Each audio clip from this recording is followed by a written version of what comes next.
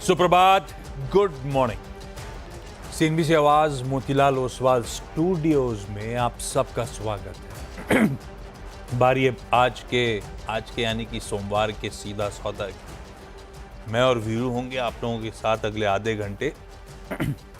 कोशिश हो रही होगी कि आज के स्टफ मार्केट में अब ये स्टॉक कौन सा दाव लगाएं, या कहने के लिए बोल दें कि सारे लाल हैं, क्योंकि सब गैप डाउन के साथ ही खुलेंगे। जब गिफ्ट निफ्टी आपकी स्क्रीन्स पे आपको नजर आ रहा है कि 800-900 पॉइंट गिरेगा, पता नहीं फिर वो क्या कौन बचेगा। त्रिवेदी कौन है इस स्टॉक मार्केट में ढूंढना बड़ा मुश्किल है। तो फिर भी कुछ ढूंढने की हम लोग मिलके कोशिश कर रहे होंगे। कुछ दबाव जहाँ पे बढ़ सकता है वो स्टॉक्स हाईलाइट करने की कोशिश कर रहे होंगे। लेकिन जैसे आज सुबह वीरू ने बिल्कुल एप्टली कहा था मॉर्निंग कॉल में, जब बाजार को सेंस ही नहीं है कि वो कहाँ खुलेगा, तो अपफ्रंट स्टॉक्स और मार्केट्स की स्ट्रैटेजी बनाएं क्या। तो टफ सिनेरियो है जिसके सामने अपन खड़े हुए हैं। ऐसे में हम स्टॉक्स डिस्कस जरूर कर रहे होंगे, पर सिर्फ ऑब्जर्व करिएगा स्क्रीन्स पे। खुलने दीजिए मार्केट्स को, उसके बाद आपका ब्रोकर, आपका फाइनेंशियल एडवाइजर काफ़ी बेहतर प्लेस्ड होगा आपको गाइड करने के लिए, कहाँ पे इन्वेस्टमेंट करना है, कहाँ पे ट्रेड के मौके हैं। सीएनबीसी आवाज का मॉर्निंग पैनल भी होगा हमारे साथ, वो भी हमें गाइड कर रहा होगा। तो विकल्प तब खुलेंगे आपके पास। अभी अपन लोग कुछ होमवर्क कर लेते हैं, किस तरह के स्टॉक्स, किस तरह की पॉकेट्स आज रडार पे रहेंगी। वीरू, गुड मॉर्निंग आपको। वीरू के पास जाऊं उससे पहले थोड़ा सा दुनिया का तड़का ऐड कर देता हूं। आई एम श्योर आप सब ने रात भर, पूरे वीकेंड भर सब कुछ दुनिया के बारे में पढ़ डाला होगा, पर वो पेन थमने का नाम नहीं ले रहा है, ऐसा समझिए आप। थर्सडे को पेनफुल सेशन था। थर्सडे को क्या हुआ था, यूएस में तीनों बेंचमार्क्स 4 से 6% गिरे थे, और फ्राइडे को ऐसा लग रहा था कि मामला थोड़ा सा थमेगा। हो चुका रेसिप्रोकल डिस्काउंटेड टैरिफ्स पे रिएक्शन। आधे से 1% फ्यूचर्स गिरे हुए थे, उतना अपन डाइजेस्ट करके गए थे। पर उसके बाद सारा मूड माहौल, खैर आपने मॉर्निंग कॉल में सुन ही लिया तो उस पर ज़्यादा समय स्पेंड नहीं करूंगा, लेकिन उसके बाद मूड माहौल बिगड़ गया। रिटेलिएटरी टैरिफ चाइना से आए, और फ्राइडे का सेशन स्क्रीन्स पर है। आज सुबह के फ्यूचर्स भी रख देता हूं। फ्राइडे को तीनों बेंचमार्क्स 5 से 6% गिरे, 5 से 6% यूएस के बेंचमार्क्स। और आज सुबह के फ्यूचर्स फिर पेन में नजर आ रहे हैं। तीनों बेंचमार्क्स और तगड़ा दबाव, यानी कि वो 2 दिनों की गिरावट थमेगी नहीं और कंटिन्यूड रहेगी, ऐसा मूड है। इसीलिए एशिया पेन में है, इसीलिए अपना गिफ्ट निफ्टी दिक्कत में है। वीरू, है बड़ा टफ माहौल अब, और बिल्कुल पेंसिल इन नहीं करा था कि इस तरह से वीकेंड गड़बड़ा जाएगा। ऐसे में लॉजिकली क्या करूं आशीष? कुछ तो तैयारी, कुछ तो होमवर्क करके बैठूं, या वेट ही करूं स्क्रीन खुलने का। हाँ, आप कुछ कह रहे हो? एक बात बताइए, इवन डोनाल्ड ट्रंप ने नहीं सोचा होगा ना कि चाइना ऐसे रिटेलिएट करेगा। पता नहीं, सोचा नहीं होगा ये नहीं कह सकता, लेकिन वो ये भाई साहब एक ही चीज सोच के चल रहे थे। मुझे ऐसा लगता है कि मैं जो कर रहा हूं उसके बाद सब इन लाइन आ जाएंगे, सब मुझसे बायलैटरल एग्रीमेंट कर रहे होंगे, सब मुझे जेस्चर के तौर पे टैरिफ रिड्यूस करके देंगे, और अपन एकदम चमकते हुए नजर आएंगे और अपनी इकोनॉमी सुधर जाएगी। आपने सोचा नहीं कि चाइना भारी पड़ेगा आप पे, और चाइना ने सिखा दिया शायद दूसरों को कि अगर अपना स्पाइन रखो तो आप कुछ कर पाओगे। और मैं, यकीन मानिए आशीष, कल मैं शाम को बड़े एक अच्छे विश्लेषक को सुन रहा था, प्रोफेसर को। बहुत बड़े खूबसूरती से उन्होंने एक्सप्लेन किया, वो शायद मैं वीडियो आपको भेजूं, कि चाइना का रिटेलिएशन बहुत बड़ा है, और अगर ऐसे ही चलते रहा तो अगले 8-9 महीने बहुत टफ होंगे। और उन्होंने एक और बात कही कि यूएस को एज ए क्लोज्ड इकोनॉमी कभी काम करने की आदत नहीं रही है, और चाइना को आदत है, तो ये चाइना झेल जाएगा, यूएस नहीं झेल पाएगा। बहुत अच्छा उन्होंने बात कही थी। खैर, आते हैं टीम पे आशीष। देखिए आशीष, आज ये मूड खराब है, इसीलिए कोट ही नहीं पहना गया। कोट लाया था आशीष, यहाँ अब गर्मी पड़ रही है, यकीन मानिए थोड़ा सा अब दिक्कत हो रही है कोट। हाँ, अब गर्मी बहुत है। वीकेंड बड़ा मुश्किल हो गया था भाई साहब, बहुत गर्म पड़ा। कैसे होगा मई की वो नौतपे, बाप रे, पता नहीं इस बार। और ऊपर से स्टॉक मार्केट की हीट से और पसीने चले। अच्छा, आज मैंने अपने करियर में पहली बार गिफ्ट निफ्टी का, या फिर पहले एसजीएक्स निफ्टी था, 1000 पॉइंट का डाउन टिक देखा, तो मैं तो घबरा गया एक बार के लिए। खैर, मैं एक बात कहूंगा टी बनाने से पहले आशीष, इस बाजार के दो एसजीएक्स का तो नहीं कह सकता मैं गिरावट। गिफ्ट निफ्टी तो हाल में शुरुआत, उसके लिए तो कंफर्म्ड है 1000 पॉइंट का डाउन टिक होगा। हाँ, नहीं कभी क्योंकि इंडेक्स इतना बड़ा नहीं था ना आशीष, 22-25 हजार का इंडेक्स था ही नहीं पहले, तो गिफ्ट निफ्टी के टाइम भी नहीं आता था कि SGX में भी नहीं था, में क्या डाउनटिक था पहला ये याद नहीं आ रहा मुझे, तो कोविड में भी नहीं था, कोविड में हाँ, तो कोविड फिर में तो भी था, ठीक कोविड में भी नहीं था। कोविड शुरू हुआ था 12,000 से, अब आप सोचिए ना, कोविड शुरू हुआ था 12,000 से, 7,500 पे हमारा कोविड का लो था, मतलब तो उस वक्त भी नहीं था। पहली बार इतने खराब क्वांटम के हिसाब से क्यूज। जी हाँ, चलिए आता हूँ टीम पे। आशीष देखिए, मैं अगर आपकी भाव कॉपी को रीड करूँ जिसमें अभी ये चाइना का रिटेलिएशन नहीं था, तो उसमें एक बात थी कि बाजार ने दो धड़ों पे फोकस किया, ग्लोबल और लोकल। बैंक्स, आप यकीन मानिए आशीष, अभी भी निफ्टी बैंक 10 डेमा के ऊपर था और निफ्टी कहाँ, सारे एवरेजेस के नीचे। तो बैंक्स, एनबीएफसीज और सर्टेन एफएमसीजी में और ऑयल शॉक जिनके लिए पॉजिटिव था उनको अच्छे से ट्रीट कर रहा था, बट मेटल्स में, फार्मा में, आईटी में और केमिकल में जनाब छूइएगा भी मत। लॉन्ग साइड पे अगर एक गलत दाव पड़ गया तो कैपिटल साफ हो जाएगी। मैं शुरुआत कर रहा हूं टीम की, यहां पर आरती से इमेंस शॉर्टिंग हुई है। आप शॉर्टिंग का क्वांटम देखिएगा, स्ट्रक्चर खराब हो चुका है और डे लो पे क्लोज हुआ था जाके, और एक और फ्रेश ब्रेकडाउन की तैयारी कर रहा है। तो नेगेटिव प्लेसमेंट है आरती इंडस्ट्रीज की। और दूसरा है, फिर मैं आ रहा हूं कि लोकल में क्या बेहतरीन था, स्ट्रांग क्या था। अपोलो हॉस्पिटल्स लेके आइएगा, चार्ट्स पे एक बार अपोलो रखिएगा, आपको देखकर महसूस ही नहीं होगा कि जनाब आपका निफ्टी 300 पॉइंट नीचे था। अपोलो हॉस्पिटल्स 6,714 पे क्लोज हुआ, डे हाई पे क्लोज हुआ, सारे एवरेजेस के ऊपर क्लोज हुआ। तो अगर आप हंटिंग कर रहे हैं किसी स्ट्रांग स्ट्रक्चर की, तो उसमें अपोलो अपीयर होता है।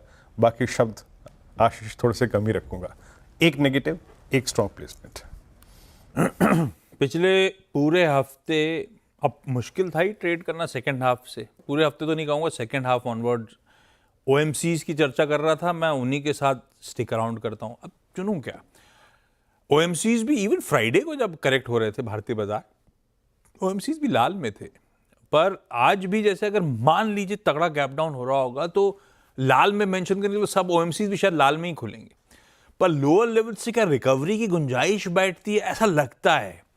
इसीलिए फिर से वो आईओसी एचपीसीएल, क्योंकि पिछले हफ्ते के सेकेंड हाफ से वो लगातार मेंशन कर रहा हूं, डोमेस्टिक डिमांड बहुत स्ट्रांग आनी है और इनके लिए इनकी ऑयल प्रोक्योरमेंट सस्ती होती चली जा रही है। और लास्ट हफ्ते की शुरुआत में अपन ने 74-75 का ब्रेंट देखा था। आज सुबह की तस्वीर आपकी स्क्रीन पर आएगी ब्रेंट की, $63-64 पे आके खड़ा हो गया है। $10 से ज्यादा ब्रेंट में चुनिंदा सेशंस में गिरावट आ गई है।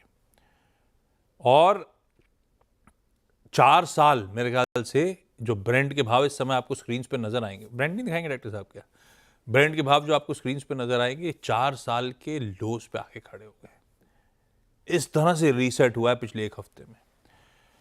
तो मुझे लगता है ओएमसीज, बीपीसीएल पिछले हफ्ते भी मेंशन कर रहा था, सिर्फ इसलिए नहीं क्योंकि उनका थोड़ा सा एक्सप्लोरेशन का भी टिल्ट रहता है, उनके लिए भी पॉजिटिव है, इसमें कोई शक नहीं है, बड़ी ऑयल मार्केटिंग। पर 3 में से चुनना था तो आईओसी और एचपीसीएल के साथ कंटिन्यू कर रहा हूं, इस लॉजिक के साथ कि इनके लिए इनपुट सस्ता हो रहा है, डिमांड आउटपुट की स्ट्रांग है और इनपुट सस्ता होने के चलते प्राइस कट की जरूरत तो आनी नहीं है। तो ये स्वीटर स्पॉट पे तो जा रही है।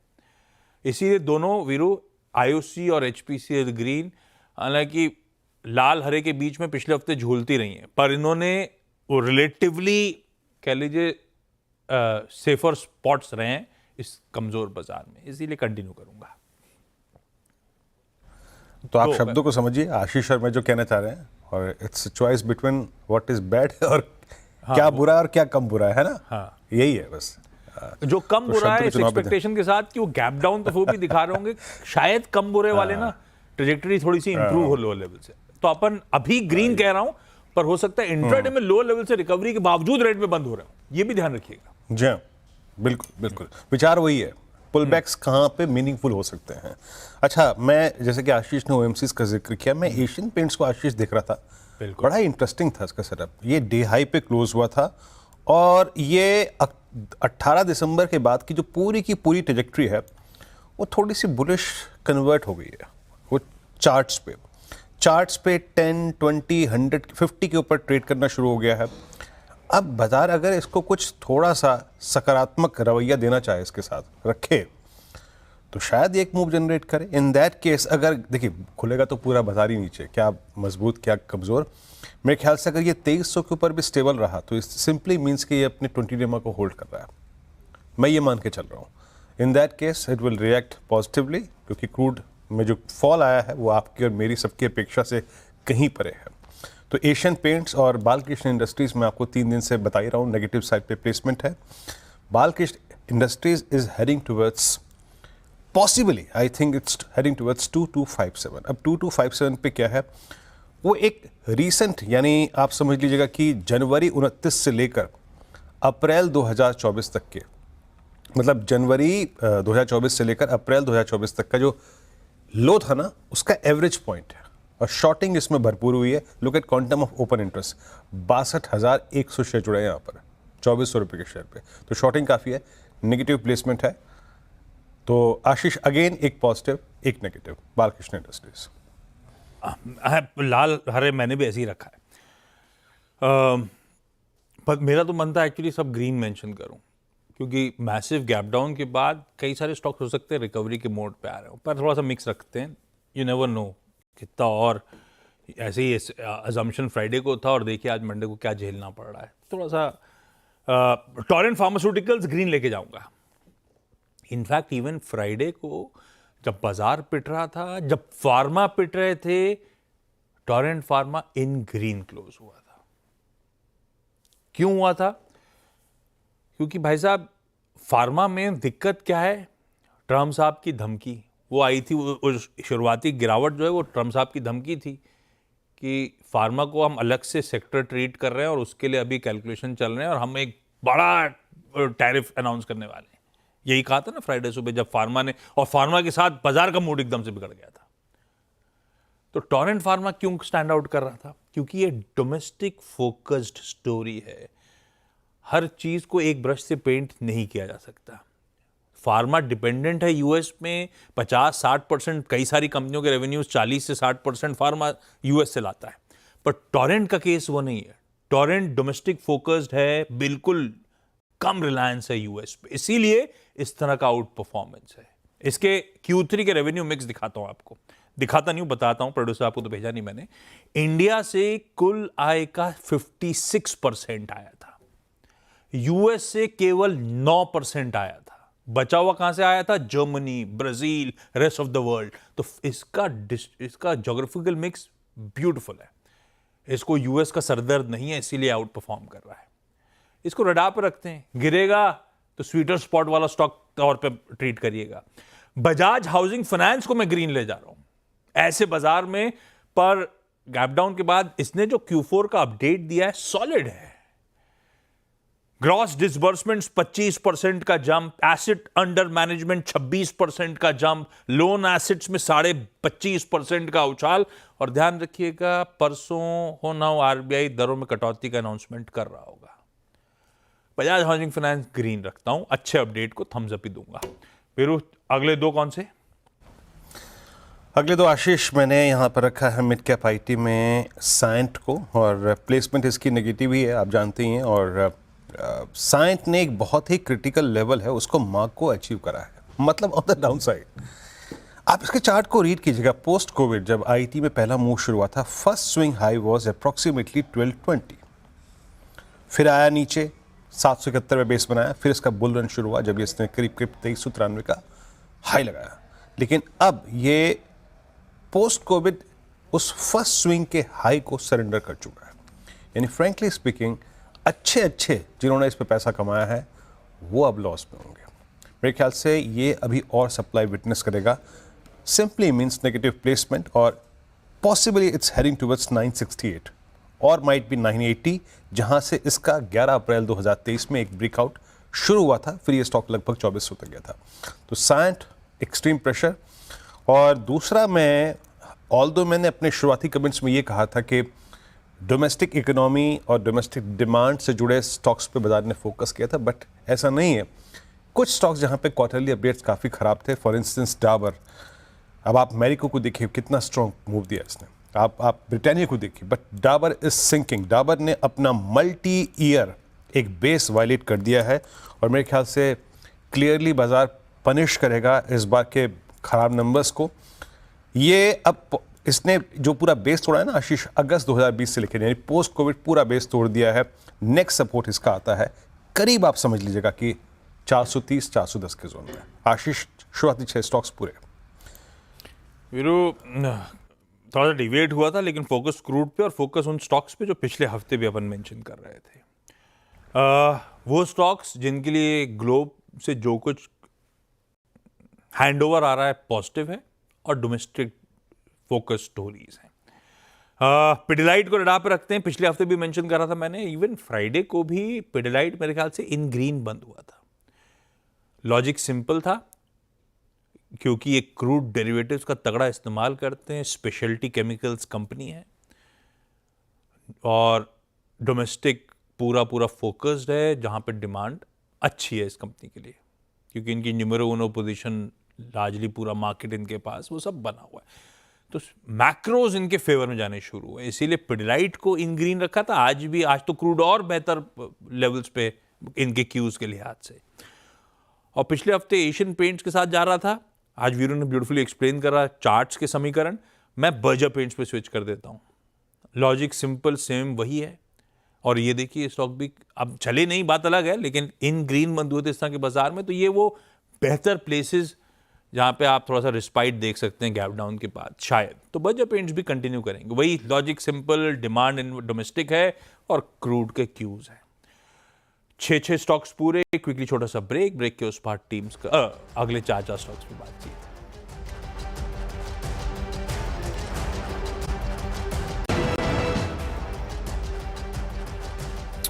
स्वागत है कार्यक्रम में आपका एक बार फिर से। और अगले 2 स्टॉक्स जो मैंने पिक किए हैं वो अगेन जिस तरीके से मैं शुरुआत में आपको समझा रहा था कि ग्लोबली लिंक्ड स्टॉक्स और स्पेसेस को बाजार ने पनिश किया है, शॉर्टिंग काफ़ी हुई है। ग्रैन्युअल्स लेके आइएगा स्क्रीन पे, 456 पे इसका क्लोज आया। देखिए गैप डाउन सब्सटेंशियल होगा, देखिएगा कंसिडर करने लायक है या नहीं है। बट इसने एक रेंज को तोड़ दिया है, वो आती है करीब 504 के आसपास। उसके बाद एक शार्प फॉल था। अब अगर ये 450 के नीचे सेटल हो रहा है तो पॉसिबली इसकी जो ट्रैजेक्टरी खुल रही है वो है 404 रुपए की। 404 इसका 3 महीने का 3 मई का स्विंग लो था, जो कि अप्रॉक्सीमेटली वहां आ रहा था 200 डे एक्सपोनेंशियल। जब आप चार्ट को रीड करेंगे तो आपको बात समझ में आ जाएगी। So below 470 404 is open. और दूसरा स्पेस है इंडिगो। इंडिगो करंट जो हमारा जो आपका जो हॉलिडे सीजन है उस पर कैपिटलाइज करता हुआ strong season, strong demand, day high पे क्लोज हुआ, ऑल टाइम हाई पे क्लोज हुआ। क्रूड एक एडवांटेज 5098 पे क्लोज हुआ। अगर ये याद रखिएगा नीचे की तरफ 4950 भी होल्ड कर रहा है, इसका मतलब ये स्ट्रॉन्ग है, अपने की एवरेज को होल्ड कर रहा है। और बड़ा ब्रेकआउट इसमें 5100 की ट्रैजेक्टरी और 5150 की ट्रैजेक्टरी के ऊपर होगा। आशीष, ओके। अच्छा, एक Q4 अपडेट आया था इंडसइंड बैंक का। हालांकि Q4 अपडेट तो फीका आना भी चाहिए था। अपडेट शेयर करते तो अपडेट तो कमजोर है ही है। नेट एडवांसेस तिमाही दर तिमाही 5-5.25% गिर गए। डिपॉजिट्स 0.4% ही बढ़े क्यू ऑन क्यू। कासा लपक ठंडा पड़ गया। पिछले क्वार्टर 35% वाला 32.8 पे, पिछले साल 38% वाला 32.8% पे है। तो ये तो खैर वीक क्वार्टर है ही है। सिग्निफिकेंट मार्केट शेयर लॉस हो रहा है इंडसइंड बैंक को, ये क्लियरली उसका क्वार्टरली अपडेट बता रहा है। मेरे लिए एक और कंसर्न है और अनसर्टनिटी, बाजार ग्लोबल अनसर्टनिटी डाइजेस्ट हो रही, उस पर एक स्टॉक की अनसर्टनिटी। ये अपन इंतजार करते 31 मार्च से पहले वो एक्सटर्नल ऑडिटर की डेरिवेटिव पोर्टफोलियो वाली ऑडिट रिपोर्ट सामने आ जाएगी। क्या हुआ पता नहीं, वो भी मतलब पेच कसना मुश्किल है। आज एक हफ्ता ऊपर हो चुका है, अब तक वो अपडेट नहीं आया अपने पास। क्या वो एक्सटर्नल ऑडिटर का अपडेट है? तो ये अनसर्टनिटी लिंगर कर रही है इसीलिए। अदरवाइज बैंक स्वीट स्पॉट में, इसमें कोई शक नहीं है। शायद बैंक्स और फाइनेंशियल्स एक पॉकेट है जो डटी खड़ी हुई है, पर इंडसइंड बैंक को लाल ले जा रहा हूं उस क्वार्टर अपडेट के बीच में, क्वार्टर अपडेट से ज्यादा वो अनसर्टेनिटी के बीच में। अच्छा, ओएनजीसी लाल रख रहा हूं, पर पिछले हफ्ते बहुत पेन आ चुका है। पर अभी भी आई डाउट क्रूड इस तरह का भाव डाइजेस्टेड है। तो ओएनजीसी, अब ओएनजीसी हो, ऑयल इंडिया हो, एचओईसी हो, ये सभी पेन में रहेंगे, ऑलरेडी हैं। अब कितना भाव में कब रिएक्शन उल्टा घूम जाए वो अलग बात है। ओएनजीसी लेकिन जिस तरह के क्यूज हैं उस लिहाज से इन रेड लेके चलते हैं। वीरू, अगले दो कौन से?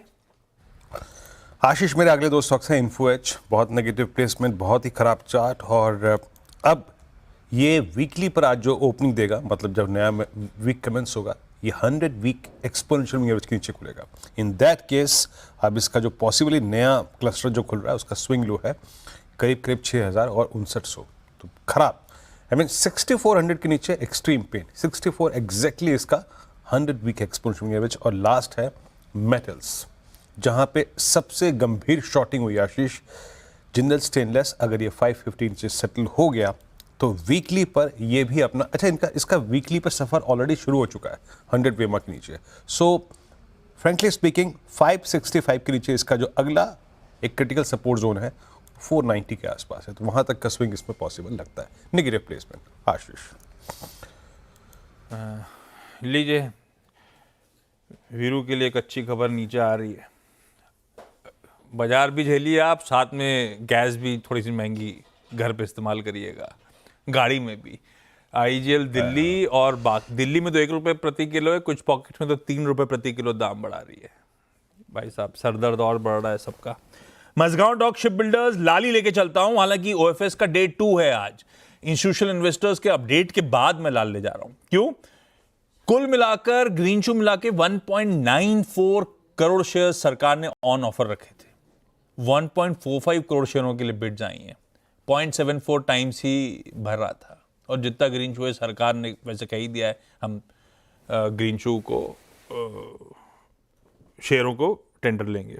तो मतलब मेरे लिए तो मझगांव डॉक का ल्यूकवार्म सा रिस्पॉन्स था इन लेवल्स के आसपास। आज लाल लेके जा रहा हूं इसको।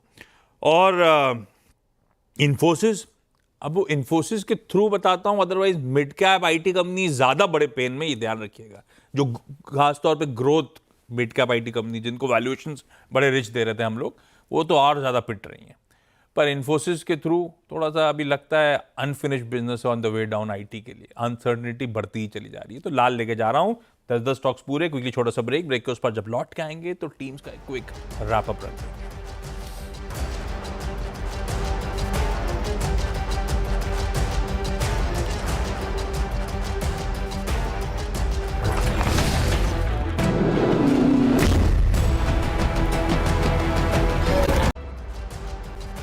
अच्छा, एक कहते हैं ना करेक्शन, इंडसइंड बैंक का वो जो कासा की प्लेट चली थी, वो प्लीज अपडेटेड प्लेट चला दीजिएगा स्क्रीन पे। कासा कूल ऑफ हुआ है, सही आंकड़े वो प्लेट पे आपकी स्क्रीन पर आ जाएंगे। पिछले वाले में थोड़ा सा गलत चला गया था। वीरू, रैप अप करें क्या? बिल्कुल, मेरी टीम आपकी स्क्रीन पे आशीष। थोड़ा सा यहाँ पे बैलेंसिंग एक्ट है, और याद रखिएगा it's tough session, robin hood बनने की जरूरत नहीं है, बट फिर भी आपकी स्क्रीन पे जो कुछ स्टॉक्स हैं वो ये है इस प्रकार से। लाल और हरे का combination, Aarti industries, chemical, Balkrishna industries, Cyient, mid cap IT, Dabur के क्वार्टरली अपडेट्स खराब थे। उसके बाद granules, info edge, Jindal steel, सबकी प्लेसमेंट नेगेटिव, स्पेशली मेटल्स की। और अगर इस पूरी अगर आप देखें फॉल में कुछ स्टेबल है तो वो है Apollo hospitals, Asian paints, considering crude, same is the case with InterGlobe aviation. Ashish. Okay, 10 की मेरी टीम भी स्क्रीन पर आएगी, थोड़ा सा कॉशियस रहिएगा। खुलने दीजिए बाजार, उसके बाद डिसाइड करिएगा क्या ट्रेड लेना है या नहीं लेना है, वो आपका कॉल। जो स्टॉक्स अडाप्ट रखने चाहिए उनमें से भाई क्रूड प्लेस, क्योंकि क्रूड तगड़ा करेक्ट हो रहा है। तो कोई आईओसी, एचपीसीएल, पिडिलाइट और बर्जर मैंने ग्रीन में रखे थे। तो बजाज हाउसिंग का Q4 अपडेट स्ट्रॉन्ग था। टोरेंट फार्मा स्टैंड आउट कर रहा है क्योंकि डोमेस्टिक ड्रिवन लार्जली इसके सारे रेवेन्यूज। दिक्कत में IndusInd bank, ONGC, even Mazagon dock ship builder जिसके ओएफएस का डे 2 है, और इन्फोसिस या कोई भी आईटी कंपनी के लिए अभी भी थोड़े से अनसर्टेन टाइम्स हैं, इसीलिए लाल में रखा है। हर सुबह की करें शानदार शुरुआत, सबसे सॉलिड रिसर्च, सटीक सलाह, बेहतरीन ट्रेडिंग आइडियाज और साथ में मुनाफे वाली रणनीति। कीजिए मुनाफे की तैयारी हमारे साथ। देखिए CNBC आवाज।